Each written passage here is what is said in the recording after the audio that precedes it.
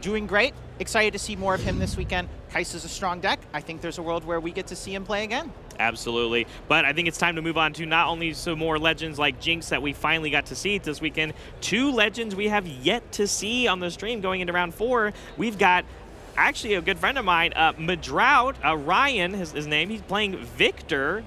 And I believe he has that 1 loss going into this round versus GreedyMadHatter on, finally, Aaron, a Master Yi. I feel like we've been talking about this legend for quite a few months now, and now we finally get to see one here in the regional qualifier. Yeah, Master Yi's kind of had this position as one of the 2 big decks. Kaisa, Master Yi. Those have been the talks of a lot of the events. There's been some upsets recently. Annie's set doing really good finishes. But here we are, Master Yi coming in against what I think a lot of people would consider a good deck, but maybe a bit of an underdog in Viktor. Yeah, absolutely. As it looks like for game 1, we are going to be going in for a, let me look, Trifarian War Cramp, which is great because we play a lot of units. We want to give some extra might for that. But going first here for the Viktor deck is big because we actually didn't end up using our Viktor Legend ability. Playing a Ravenbloom student is really good for this deck for the idea of like not having to go straight to start generating recruits. Well, Viktor is one of those decks that I do think plays better going second than a lot of the other decks because you do always get to play both a 2-drop and make that recruit and threaten both battlefields even when you're going second. Not a lot of decks can do that, and it looks like, you know, GreedyMadHatter here, not getting to capitalize. Pit Rookie, not really using all 3 runes in the same way. Lot of room here for Viktor to kind of get that started and get a game ahead. Yeah, especially with the battlefield of choice here for MadHatter is going to be the Vilemaw's Lair, which is going to stop all sort of moving shenanigans, at least when it comes to going from Vilemaw's Lair to base. Ganking of course, is still on the table, and other movement shenanigans that could go to the other battlefield. But going to go ahead and get that first point here for the Viktor, and we're going to play ourselves a Soaring Scout as well. Going to hopefully get some more runes later once this dies. I don't know if this was something that Medraut was going to do, but didn't hit an order rune that turn. No option to play that yellow Viktor from the zone. Could have played that and had it where if the Pit Rookie traded with the Ravenbloom, you get a recruit, but instead you're leaving up this one. Stupefy, Retreat, all options here in case MadHatter goes in. Absolutely. Passing back, though, you know, this Pit Rookie, and the biggest thing, obviously, with Master Yi in general is we need to get onto these battlefields. We need our Legend ability to be live, which means we have to be defending alone. So that doesn't work offensively. Good idea to maybe go to the Trifarian War Cap? Yeah, you're going in here, you're taking that hold. Once the Wuju Bladesman takes that first spot, it becomes pretty hard for other decks to attack in. It's not like Medraut has a lot of might in play. If he's going to go in and take this fight, really needs some extra tricks going on. Yeah, absolutely. And Kiana now hitting the board, and as we know, you know, the Mind Domain as well as the Order Domain are very, very good at playing things that target your opponent's units. So, you know, the deflect on that Kiana is going to go, I think, for pretty good mileage here instead of necessarily for some combat wins. But passing things back, that means that hold point is going to come through here for Medraut, going to 2, as we finally now have some Order runes. So maybe that Viktor can come into place because that Ravenbloom did end up surviving. Yeah. Shenanigans. Yeah, if I'm Medraut here, there are a couple things that could kill this Kiana without deflect. Cull the Weak doesn't require a choice. If you can get that Pit Rookie off the board and play your Cull the Weak, maybe you never have to pay for this deflect.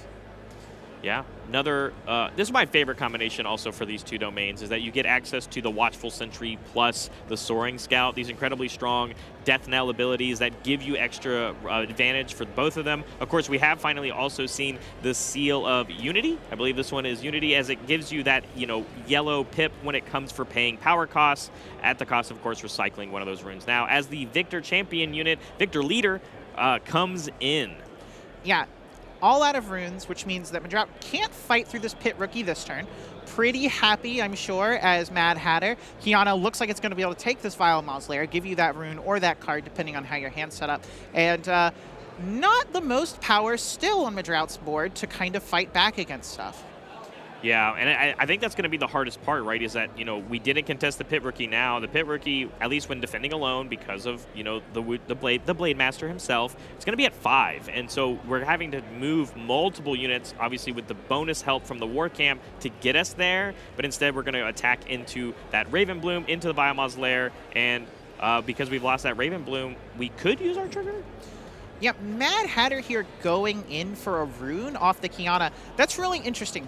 9 is usually not the number you are going for here. Oftentimes it's 8. You want Dead Blue Predator, you want White Flame Protector, but 9 means I have both a big play and a trick I want to hold up. Yeah, I mean, yeah, it's so many runes to think about, but at the same time, you don't have to use a lot of resources as the Yi deck, right? You get to, you know, how many disciplines are you holding, how many on guards are you holding as we play this Stalwart Poro to reinforce the Trifarian War Camp, and in a rare situation where you typically want to be defending alone, unless we move that Pit Rookie back, which seems to be the play, because of Trifarian War Camp, you kind of make up the difference if it's not defending alone.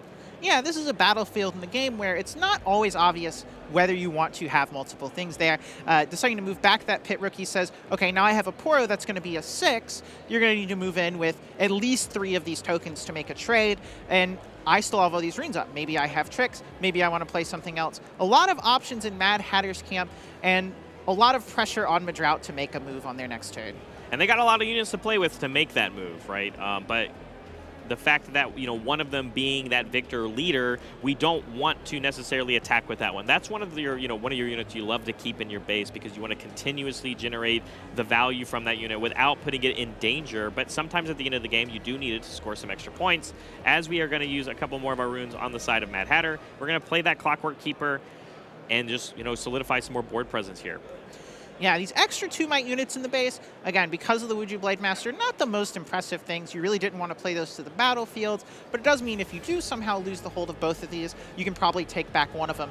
A big thing, though, MadHatter did leave open those 2 runes. That leaves an opportunity for Defy, On Guard, Discipline. Lots of tricks here that Medraut has a pretty hard turn to having to think about all the computations. Yeah, 7 runes to play with. There's, of course, a lot of things at our disposal. I mean, of course, we do have the Mind Domain, so I can think of, like, Thousand Tail Watcher can be played when it comes to just giving that effect of giving minus might, but instead a Lecturing Yordle here draws us some more cards. Even more units have now hit the board. This is actually some of the most units I've seen all day today, at least when it comes to a stream, but that's exactly what Viktor is really good at doing. If you like having units, he gives you a lot of them. In the last match we watched of Jinx versus Kai'Sa, I'd mentioned that Lecturing Yordle is a really strong play early and a really strong play late to protect your cards while cantripping, but here, it's just really not what you're excited to be doing with your runes. You really want to be taking these battlefields, you want to be making big plays here, and instead you are playing a 2-might unit to your base that's not protecting anything. Good sign that we are digging for some tools. Yeah, and a lot of these units now being picked up and moved to the Trifarian War Camp, which is, of course, going to give them all 1 might. But like you said, that Stalwart Poro with the combination of the Wuju Blade Master is going to go all the way up to 6 might. But all of these units on the side of Medraut are going to get +1. So we're going to have to make some decisions on what we want to do with our damage distribution, at least for the MadHatter. Yeah, so the numbers here are 6v8. So if MadHatter does have that Discipline or that On Guard, can offer a full trade here, not let Medraut score, but if you go in with one of these pump spells and Medraut does have something as simple as a Stupefy, you get blown out pretty hard. You still only kill 3 of the things. 1 gets to conquer, and you lost your trick that is potentially really important to help you protect that Kiana around. And just as our players pointed out from MadHatter, he's like, does this Viktor work when these 2 units in this battlefield die? And he goes, yeah, I mean, if you trade with 2 of these real units, not the non-token units, I'm going to get 2 recruits back. So it's a pretty good trade, at least it feels that way for Medraut, but here is that On Guard, like you said, which is going to put it up to 8, which makes this an even trade, but we're still going to get 2 of our recruits back, and you still have some units to play with later, but so do both players, I suppose. Yeah, Medraut taking a big think here. Maybe has something like one of those Stupefies or smoke screens. Is it worth going here? What if MadHatter has that Defy or has another On Guard? Really big options on how to make this. Decides to just say, yeah, that's okay. I'm happy with this. I get some bodies. I draw a card. I get a rune. Yeah, and every single one of these is going to create a trigger for us as we are going to channel a Rune Exhausted, draw a card, and then get 2 recruits back as both the Watchful Sentry and the Soaring Scout are go to the trash. So the board state kind of remaining the same, except for only trading, and we still didn't score that point. So we are going to be behind in that capacity because it feels like at this current rate, based off of what we played, this Kiana is not going anywhere. Well, we do have the option to move this Viktor into the Trifarian War Camp. And now it's a unit you don't really want to put into danger, but if you have some trick of your own, then these two might units on MadHatter's side, maybe not implying the biggest threat to you. If you do have a Stupefy, if you do have a Smokescreen you chose not to play, but it looks like we're just going to be making some recruits and probably hanging out here for the chain. Yeah, keeping that one energy or one rune up, of course, means that the Stupefy can still come into play, but with none of your units in danger, there's not really anything for you to be doing with it. So it looks like, yeah, like you said, just board generation, and that means this is kind of like a free turn for MadHatter, and we have a lot of runes to really solidify either the decision of more units in general going wide, or we can play some of our bigger units. I mean, I think you can even just get away with playing something like a Dead Bloom for later. I mean, we're picking up a lot of them. Yeah, I mean, this is a space where you can play a big 8-might unit, have something in play, really get that pressure on. I want to point out there that MadHatter's battlefield this game is Vile Mausoleer, and his Kiana is trapped there. Yes. It's not a unit you want to have sit there. When it survives a turn, you really want to back it out and back in so you can conquer again, but it's mostly hindering him. And when you see Medraut, Viktor, your units don't really matter a ton. You can leave them at the lair. They're all the same 1-might garbage. Yeah, except for, the fact that a lot of these recruits, of course, are from 1 might, and that Kiana is going to be at a whopping 6 might because of the Blade Master's Legend ability. So you have to commit a lot of resources to get rid of it.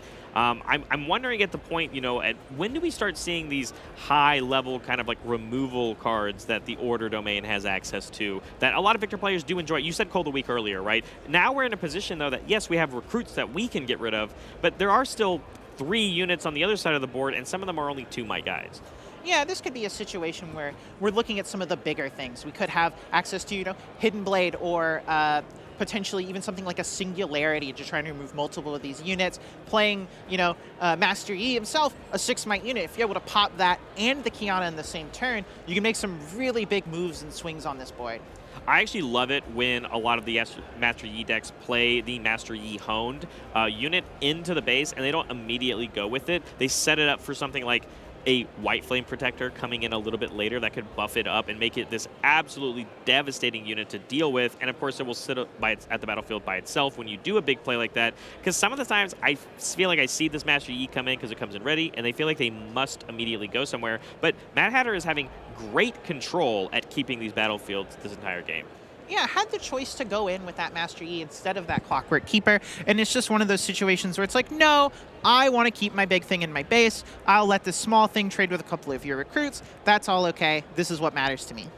Absolutely, as we're passing back now to Medraut, generating even more of those runes. We've the most Order runes I've seen all game for them. But yeah, there's going to be a hard room to tackle because you can immediately stare across the board, and we have to deal with a 4-might unit that gets basically buffed up to 6 by itself. We're staring at a 6-might unit at the base, but oh, how about a Singularity? Talk about removal cards. This one does 6 damage to 2 things, including things at bases, so this Master Yi could easily get pointed out, paying a deflect cost with our seal. Yeah, this is exactly what I was alluding to there. Problem with playing that Master Yi is it does risk this. If we don't have an on-guard or potentially a pre-board Unyielding Spirit from MadHatter here, this could be a huge swing on the battlefield. Really gives Medraut a ton of opportunity to go in, take both these battlefields, get up to 4 points, and be able to pressure some own threats throughout the rest of this game. And you've left MadHatter with just a Pit Rookie, which is not going to be able to contest against,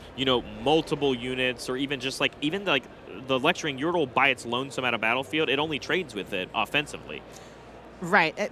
Well, MadHatter does have access to some more pretty big Accelerate or units that can be played to battlefields. Dead Bloom Predator, a massive one, potentially playing cards like Tasty Faith Folk. Both of those do allow you to come in really quickly and create a pretty big brick wall for Medraut, but if Medraut has more of the Order removal and things that kill things despite their size, those maybe just aren't even good enough. There is that on guard that you said. We took a long time thinking about if we wanted to spend it there, and it looks like we're going to be using it on the Kiana to keep her alive. Sorry, it has to be the Yi because the other one will only go to 6. But in response, a further Stupefy is going to be enough to still have it die because it's not at the base by itself. It only gets the +1 might from the on guard. So there's 2 situations here that occurred. 1, Medraut just drew that Stupefy, or 2, he was incredibly patient on that turn where they had the 8-might versus 8-might battle and chose not to play it. So deciding possibly that Stupefy, I need it for a later turn, and this was that later turn that mattered. Absolutely, and I think it could go a long way. Like you said, removing that Master Yi Hone when you can, because you played it safely in your base, and I played a card that is allowing me to get rid of it. And now we've entered the situation, just like you said earlier, we're able to take over both of these battlefields, finally catch up in the point game at least a little bit, and now you've left MadHatter with a single unit. And even next turn, if MadHatter does play something like, a Dead Bloom Predator or that Tasty Faux-Folk that you were alluding to, you have less units in total on the board, which means cards like Cull the Weak that we've talked about earlier become even more powerful. Yeah. Getting to trade off some dinguses here, make a couple more recruits, really do keep a pretty large board. Even if the Dead Bloom Predator ends up going to the Triferian War Camp here, these recruits are really good at taking down one giant thing at this battlefield. To me, this really seems like a game where these two battlefields and what they have done to the texture of what's going on has had a massive, massive impact, both of them in Medraut's favor. And this is just game one, right? We have yet to see what else the battlefields that both of these players are cooking up, and hopefully, at least what I'm praying for, is a game 3 where we get to see all of the tools that both of these decks have accessible, and we see the full story on why each of these players pick which battlefields they do on each game in certain matchups. Yeah. Ooh. Hidden cards, always exciting. If you're MadHatter, you have to assume that's something like a Culling Blade. That's just the most common removal spell coming in here. And if you follow with what I said, where you think Dread Bloom Predator is much better at Vile Maw's Lair, then that's where I'd want to put the Hidden Blade. Yeah, you're right. I mean, it makes sense. I mean, at least when it comes to the units on the side for Medraut, regardless of it is, you're only really protecting something like a recruit. But like you said, when you can get a high value removal off of that, when it's going to cost basically all or the majority of the runes for MadHatter's turn, as we're picking up and counting quite a few of them, I can only imagine that's probably what's coming down. If MadHatter wants to go in with just this Pit Rookie into the Recruit and the Hidden card and believes it's a Hidden Blade, that does put Medraut into a bit of an awkward spot, maybe just intending to Culling Blade the own Recruit to draw 2 cards. It's pretty hard for me to imagine the thing you're really feeling is kill that Pit Rookie and give more cards to MadHatter, and they have so many runes in play. Yeah, and I think that's exactly why we see the Dead Bloom being played at the Triferian War Camp, because like you said, that's going to create that decision that Medraut has to make instead of it being like a go-to decision, because as we know, this hidden blade is that you can only use it and target units that are at that battlefield. We can't just pick that Dead Bloom because it's on the other side. But it's going to gain that +1 might from its own Triferian, and this is a lot of might to deal with for Medraut, and these two recruits are not going to be able to compete. I see a thought there. It looks like he had a retreat in hand, considering just recycling it on one of these recruits to get an extra rune in play. Already has 8, going up to 9 and then 11. That seems like a lot. That's maybe not necessarily what you want to be doing, so decides not to go with it. Yeah, and I think now we're at the point where, because that ate up most of the runes that MadHatter is going to use, although we got to 6 points, going to just keep this Pit Rookie at home. We actually are very afraid of whatever this hidden card could be, regardless of it being, things like that Hidden Blade, because you don't necessarily want to give away those cards yet. But that means we're going to get the hold point here for Medraut, and that means all we have to really do is figure out how to deal with this Dead Bloom Predator. Yeah, we have quite a few bodies in play. If we're interested in sending in the Viktor, we can ship with both the recruits, the Daring Poro and the Viktor, all into the same place. Actually was a Consult the Past. It looks like MadHatter maybe could have taken that battlefield for free, but, hidden cards are hidden cards, and it's a spooky place. They make you scared, and I think that's exactly what happened here, because, now at least when the full hindsight comes through, absolutely we could have swung in there. Yeah, so now we have this option. We're at 5. Again, can send in all of these bodies. Just got 2 more cards. A ton of things to think about here. While you see that MadHatter has 6 points, it does feel to me like Medraut is in the driver's seat of this game. Yeah, and especially now, like you said, so many runes at your disposal this turn. How many of them do we have to commit to dealing with this Dead Bloom? And then on top of that, what can the follow-up turn be? But instead, it looks like this a second Singularity coming through. And if we end up choosing this Dead Bloom, we do have to pay that deflect cost. Well, we have so many of these runes. We're not worried about this deflect cost. We're getting an opportunity to clear the board from MadHatter here, and then that really makes it pretty close to impossible in a lot of the E-builds to conquer both these battlefields and actually threaten a win here. And all Medraut needs is that little bit of time because just up so many cards and so many resources. Yeah, the deal 6 here is going to go a long way because it means we have to commit less of these resources to trading with this Dead Bloom. But we still need enough of resources because I think Medraut wants to get to 6. He has to not just trade with the Dead Bloom. We need to win the showdown. Right. One of the things to be really careful of here making this move is you want to send enough to kill the Dead Bloom Predator, but you want to make sure you don't get blown out by an on-guard. If you on-guard and you don't remove the Dead Bloom Predator in the same combat, it's going to heal off that singularity, and then taking it out is going to be so much harder, and that's probably why we're sitting in 2 guys here. Yeah, 6 total might coming here on the side for Medraut when you add everything up, and because this Dead Bloom has already taken 6, it is at 2, 3 because of the Trifarian, 4, 5 due to the Master Yi effect, so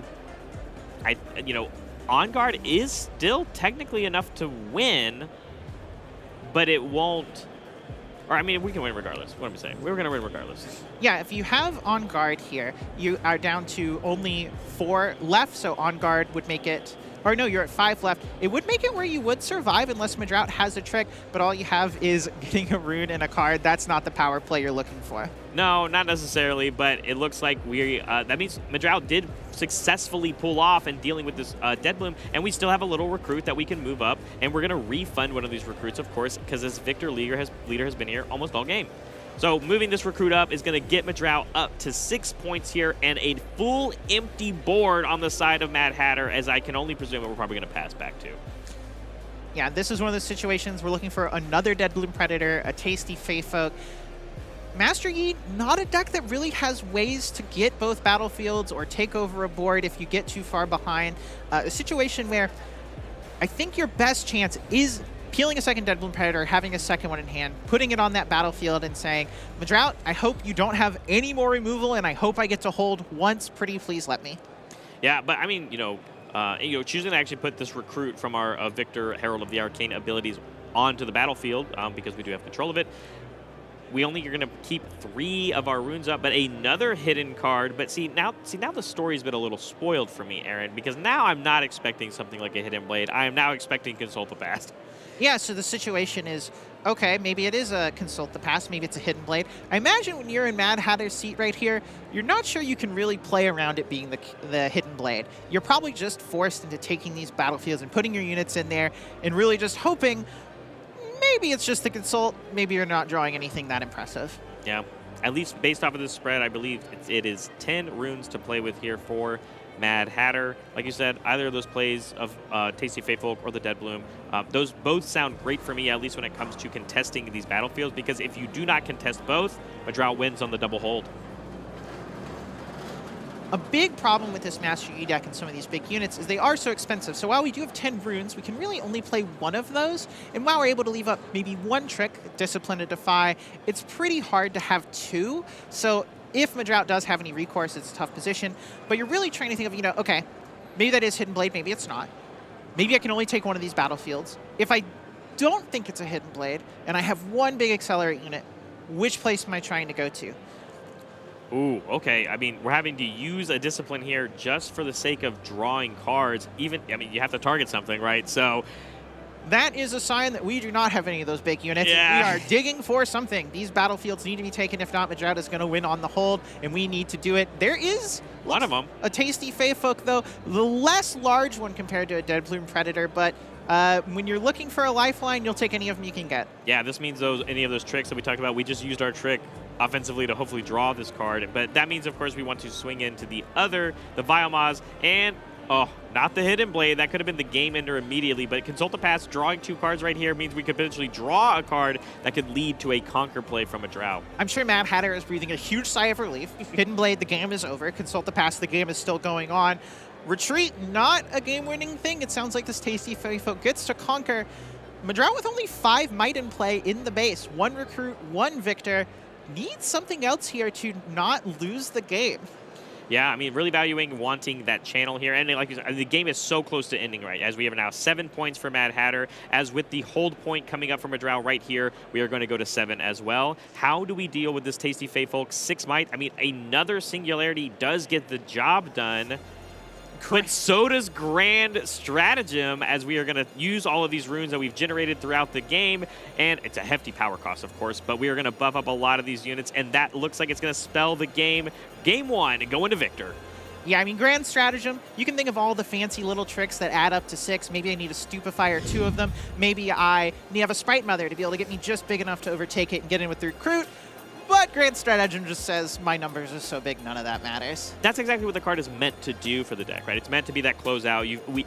Medraut's plate did such a good job of generating so many units across the game, using them very strategically with that Trifarian War Camp. And don't get me wrong, MadHatter playing incredibly well in the strengths of the Yi deck, and we saw how hard it was and how much you have to commit as the Viktor deck to get through them. But at the end of the day, the removal won. We got everything off of the board, and that led to the win for the Viktor deck. Yeah, I mean, you have a lot of these little recruits. You have the ability to pressure both these battlefields all the time. Sometimes the Master Yi deck, only really good at fighting one of them or protecting one of them, did get those early holds, but over time, the value grind is just so large, and the Yi deck doesn't really have access to that same level of card advantage. We saw that Kiana, one of those sources, get trapped to that Vile Maw's lair. Not able to get backed up, did get killed by recruits, even though it did survive a whole turn. And that's got to feel pretty rough for MadHatter. It's like, I can't believe my own battlefield was a problem for me here. But luckily, it's only game 1, of course, and that means that Vile Maw's lair, that was MadHatter's own battlefield, won't be coming back again, at least unless Medraut pulls out one of their own, and maybe we just won't send our Kiana there. But we're going to be going into game 2 here. Oh, I spoke too soon, as a Vile Maw's lair has hit the board on the side for Medraut, and we're going to have the Grove of the God Willow, a must-play, of course, for these Master Yi decks. Yeah, I'm not surprised to see Vile Maw's lair here in the Viktor deck. As I was saying in game 1, your units kind of don't matter to you. Get them in there. Who cares if they can't move? They're just little one-mite recruits. I kind of want them to die anyway. Yeah, absolutely. But, of course, going first here for the side of MadHatter, and an easy turn 2 play, followed immediately up with a turn 2 play. And, of course, with Viktor and that extra bonus room we get for going second, we also get a recruit as a little bonus. Yeah, it's so nice when you're playing Viktor because you just don't need as many 3-drops as some of the other decks, because when you're on the draw, you always have something to do with your 2. And now, you know, maybe you're going second, but you're already threatening both battlefields. Yeah, absolutely. Of course, we're moving this Pit Rookie into the Grove of the God Willow. This is going to be the most contested battlefield this entire game because it gives so much value, drawing more cards, and then the Mask of Foresight going to be coming down as well. It's so good.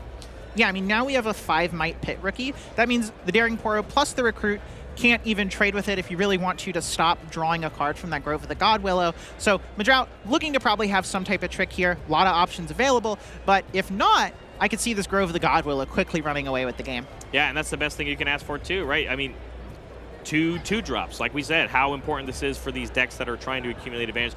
Hopefully we see Medraut do a similar play. Maybe we just see the Viktor come out from the champion zone. But if you do that, I mean, it's great that you have a constant recruit generator, but you have now kind of passed up this opportunity to contest this Grove.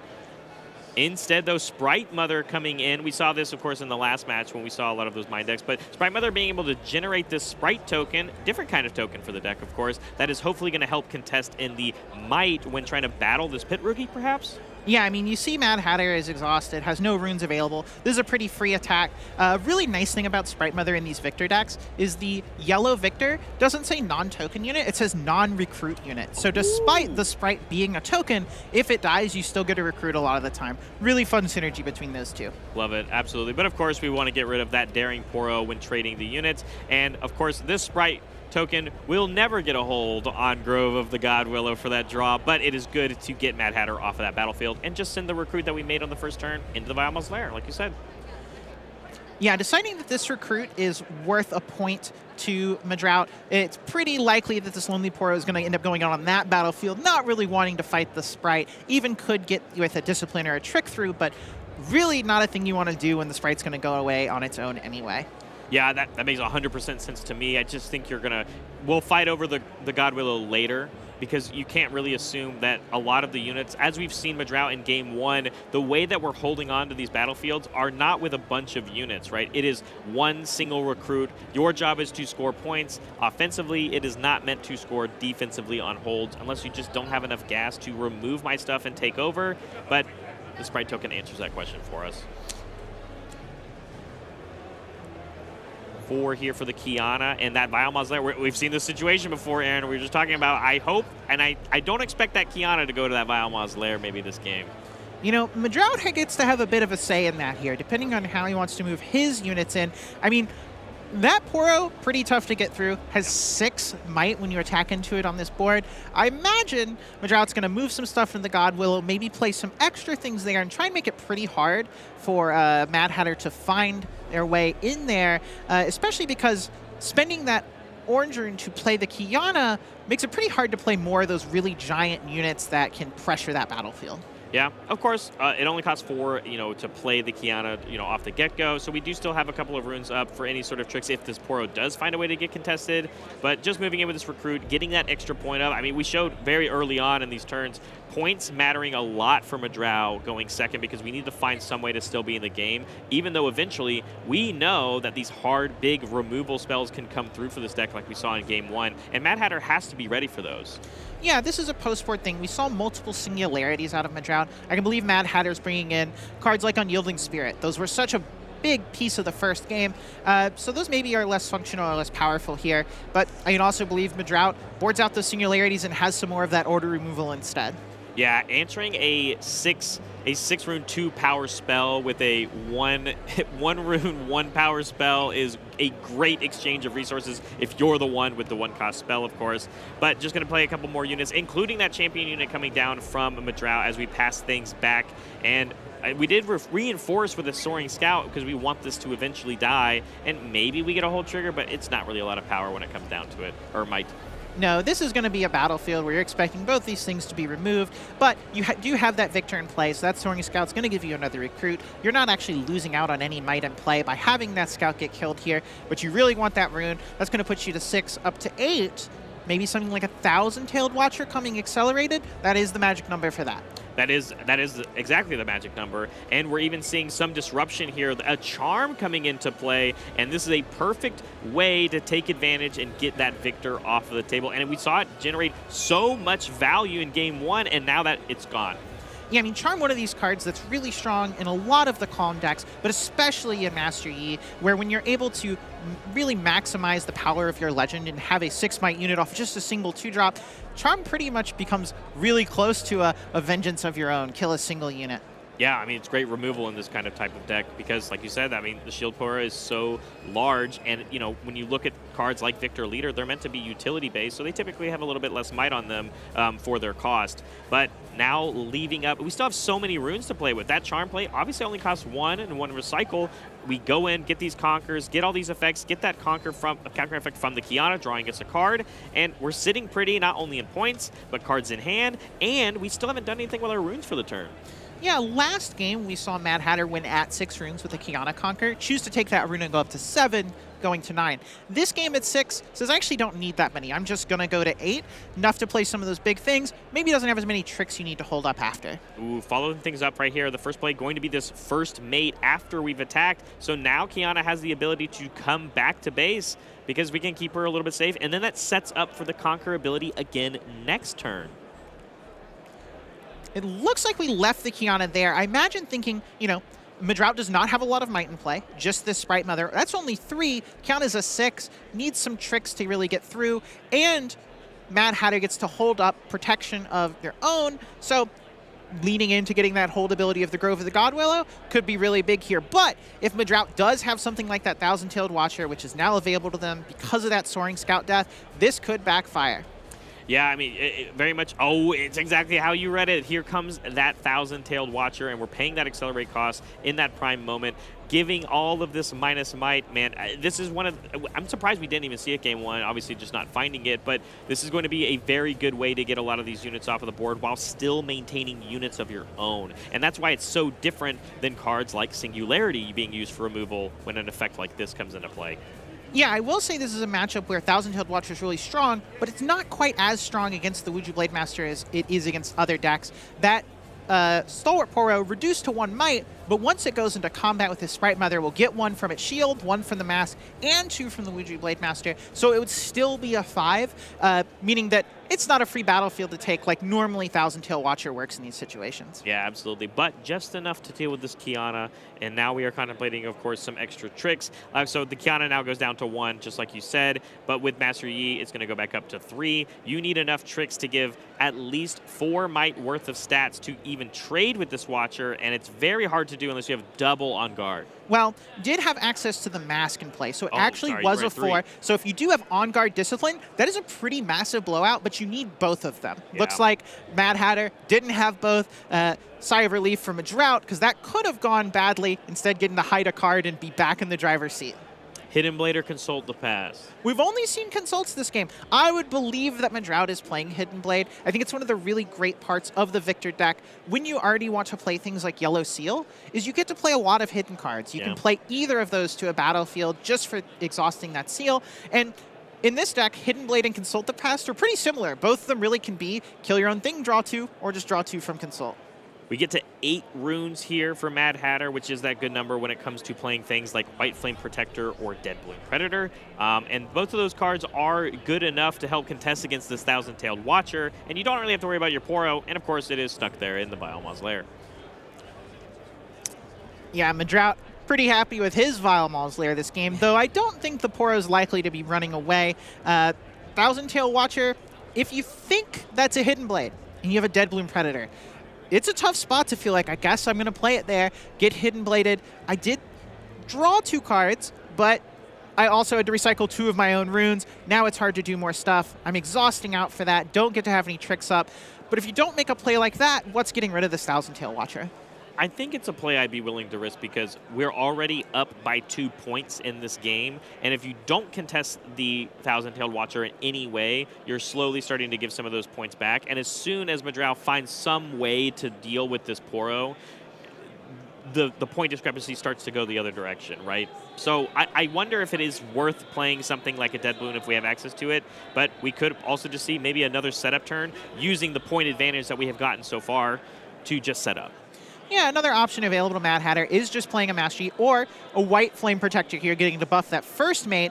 Means if that is a Hidden Blade, you're not sacrificing a unit as important to you as something like that Dead Bloom Predator, and instead really putting the ball in Medraut's court. If it is the Consult the Past, great. I got to take this battlefield, and I'm only offering a trade with this first mate and that Sprite Mother. It is the Hidden Blade, and we are going to go ahead and deal with it, valuing the hold. And of course, even though you are giving over 2 cards, because the controller of that card, or that owned it, will draw the 2, because this will maintain the hold, we get our draw from the God Willow. This is, I'm sure, really painful for MadHatter. I just saw him draw double Defy off of the Hidden Blade. Could have, if he had those in his hand, would have had the option to maybe play Master Yi and go in and offer a trade with Defy up, but now it's just like, well, I'm down these runes, I have this Defy. Maybe available next turn to fight through another Hidden Blade if Medraut has more access to removal.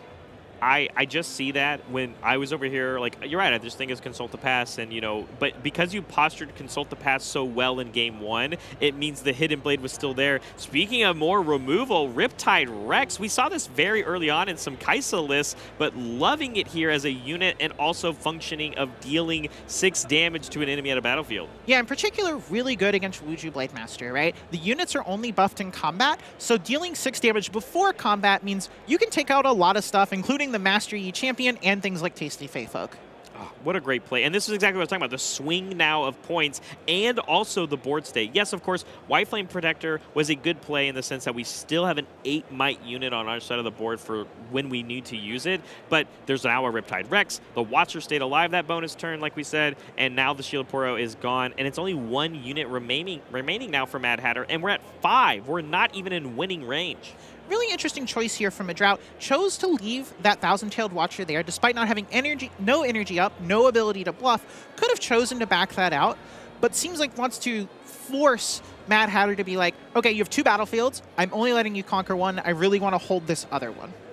Absolutely, but here comes the honed Yi, which of course comes in ready, so it is going to be able to contest that other one, going up to 7, which once again is not going to help us win the game right at this exact moment. But now it is on the onus once again from Medraut as we're passing back, keeping 1 energy up, like from those Defies that we did end up drawing, but the spell has to be within the cost range that it is allowed to be dealt with for that to happen.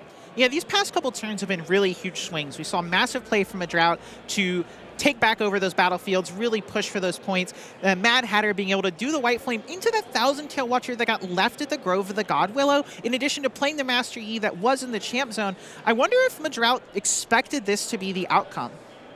Yeah, I don't know, but I mean, as I see a singularity right here, this does cost enough to where it obviously can't get to 5, but this is going to cost almost all of our runes in this exact turn, only being able to keep 1 up, trying to deal 6 to both of these, which will get rid of the Master Yi, but the White Flame still has to be dealt with only 6 damage on it. We have to find a way to deal 2 to it, but if it's combat, we're going to have to actually do 4, 5 because of the mask and with the Wuju Blades.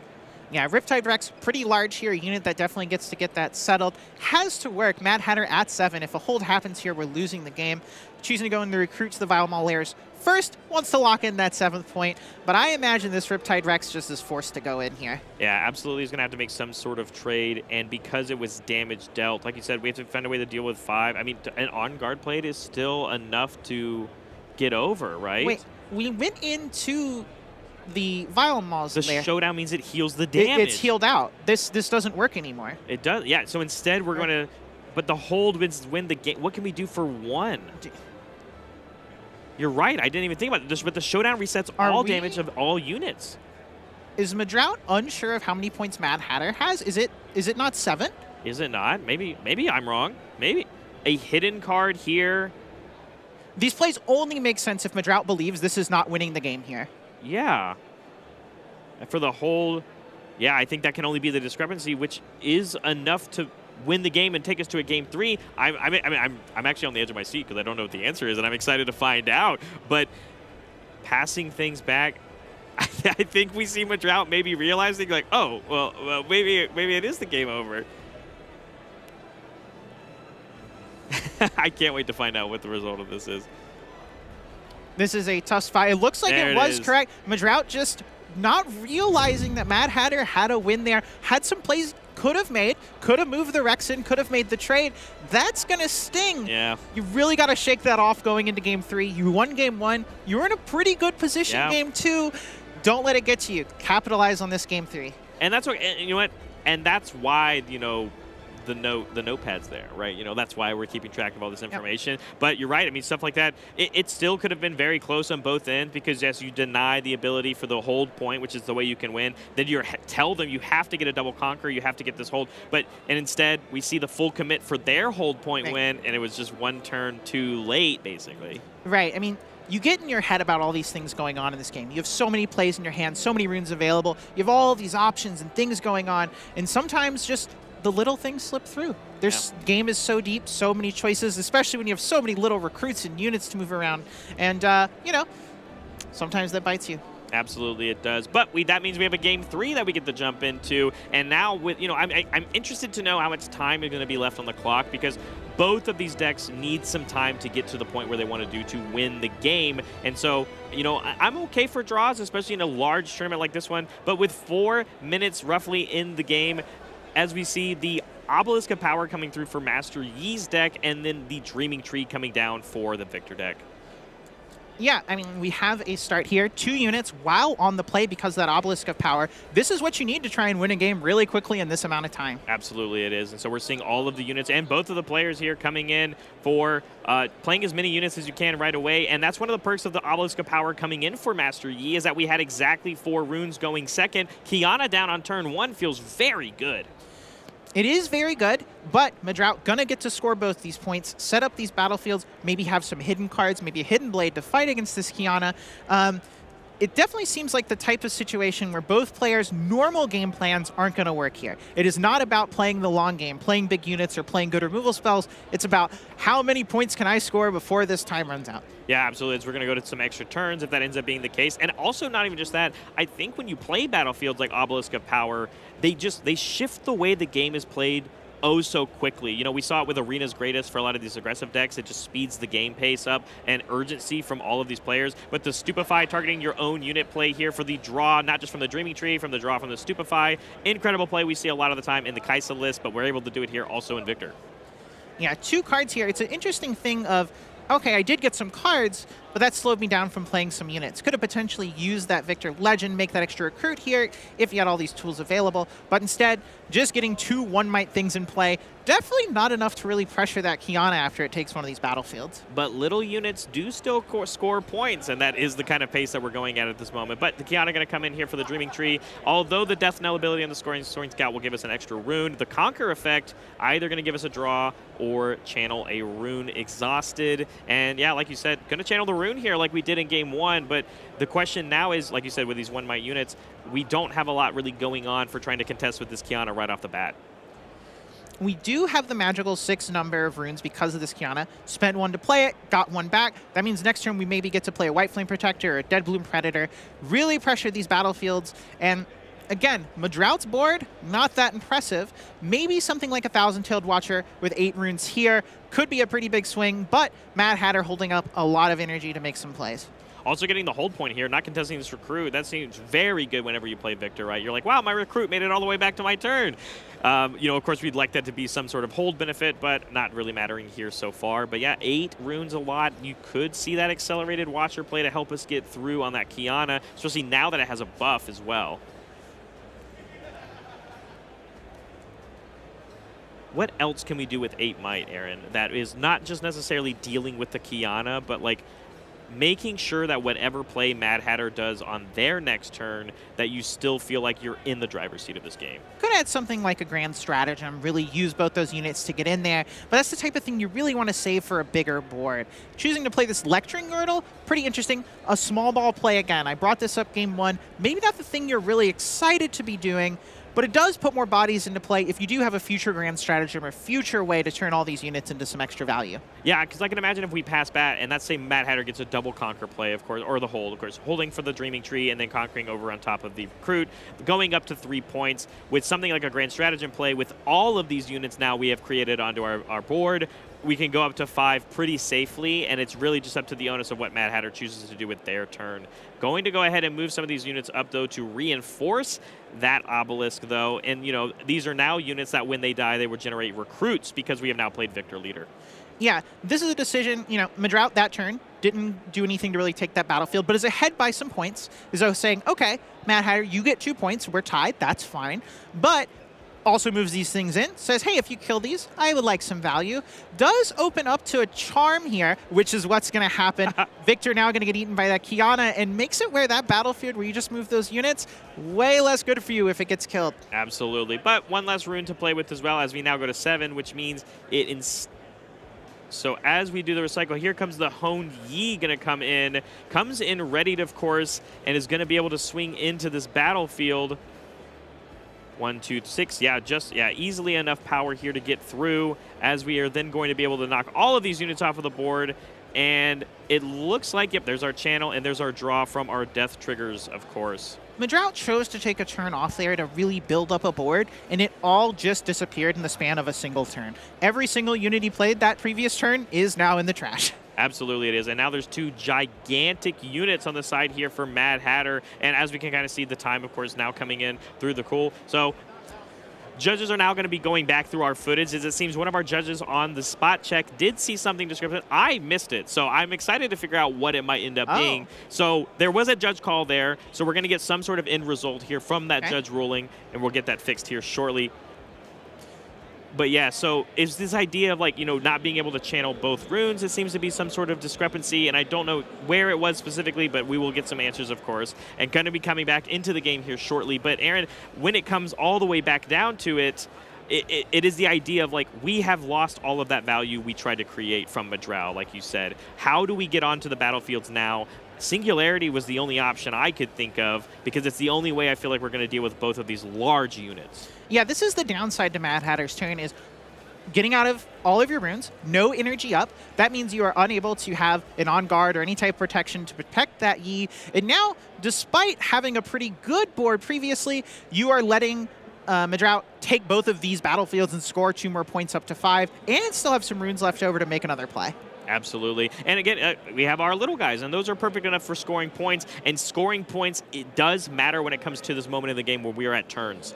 Having more points at the end of the 5 turns in overtime means you can be in an advantageous position to win. And not only that, with only 1 unit on MadHatter's side, how are you going to catch up? This is a situation where, once again, brought this up every single game, we have these big accelerate units, we have these Dead Bloom Predators, we have these tasty Fae folks. That's kind of the only tools the E deck really has. The deck does one game plan really, really well. Yeah, 1 unit at a battlefield at a time. But as we are using, again, all of our runes, a hidden card coming down here on the Dreaming Tree. We did play a Ravenbloom student, and I think we're even thinking about, again, we saw this with Jim Davis in the last match. But yeah, we're going to be to that recycle. I thought we were going to see a double hidden play, to be honest.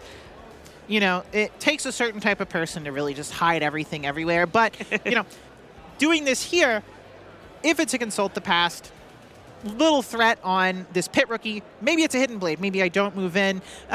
I think it's the type of place where you're probably still going to want to just gut check it. If your Pit Rookie gets Hidden Bladed, how bad for you is that, especially if it gives you the opportunity to draw one of those big units? Yeah, I mean, it's getting down to the wire. I mean, this is where we're going to start contesting this hidden card. We haven't played anything for the turn here for MadHatter. Testing the waters, swinging with the unit first. You're already winning in the Might Battle. Consult the Past or Hidden Blade. What is it? Well, if there's a thought here, it must be a Hidden Blade. We're choosing who to target here. Yeah, and you talked about this in the last game where there's just, when it's just the recruit, it is more advantageous to give me all of the value in drawing the cards, not just destroying a 2-might unit. Yeah, and in particular, this is the Dreaming Tree. So this Hidden Blade was worth 3 cards. Yeah. Really big swing on card advantage there, and still ahead on points, but there is that Dead Bloom Predator to put it back to 5 and 5. Really interesting spot here. Medraut, a lot of new tools in hand, though. Could have a lot of things. Yeah, but not as many runes to play with. We did remember we hit a card, that's a power. We played a Singularity, that's 2 more power. So we lost 3 runes last turn. And even though this deck is good at channeling them, and we started with an Obelisk of Power this turn, we still are only ending up at 8. And the only reason why I say only 8 is because we are playing such large cards to deal with these large units like Dead Bloom. As we pass back to Medraut, again, we are in a situation where we really need to contest both of these units because we are in time. We have to stop the point generation. This is a situation where Wuju Blade Master is a really big deal. Something like a 1,000-Tailed Watcher, which I think I saw in Medraut's hand, would be normally really good against Dead Bloom Predator, but it's a 10 because of the Blade Master. It doesn't even get to get eaten by that 1,000-Tail, so it plays a Riptide Rex instead. Yeah, Riptide Rex easily removing that Pit Rookie as we move in with a Recruit, going up to 6 points, which does put us in the lead, but this is only turn 3. And then the Cold a Week play that we've been talking about this entire match, it doesn't target, don't have to pay the deflect costs, and you just get rid of a Recruit. As we show off, yeah, no targeting there, all units removed while also being ahead on points, and we get the double conquer here going to 7. I don't know what MadHatter can do now to at least win and catch up in the point games next turn. No, this is a really tough spot. Again, one big accelerate unit. Saying it. And in this situation, if there's not accelerated at all, Medraut's threatening the win on the hold. This is a really tough spot. Needs, possibly could have something like Challenge in their deck, big thing. But that is the handshake. Medraut coming through. I mean, Viktor, a lot of small units, a lot of cheap things. Really, really strong, having all of that order removal against a deck full of big units. Yeah, coming into that round, going X and 1, and so the fact that Viktor being one of these decks that I feel like so many people were talking about at the beginning of Origins, and now seeing at least this one for the first time this weekend have this good success, and so many more players not playing the Legend anymore. Good to still see have a good showing here. And then also on the other side of the conversation, Master Yi. Everyone was playing this Legend, and now maybe not so much because I think a lot of people have shifted to the Annie deck a lot. Well, I think another thing is, I mean, Master Yi is one of those decks, it really showed during those games. It kind of has a really linear game plan. Play some cheap units, try and hold these battlefields early, and then have these big accelerate units you can play to these battlefields to try and close a game. But if people are playing decks that are prepared for that, like this Viktor deck seems like it clearly was with all of this removal and ways to answer big guys, you don't have a ton of recourse. You can just kind of get bullied around the whole game, and we saw that again and again during those games.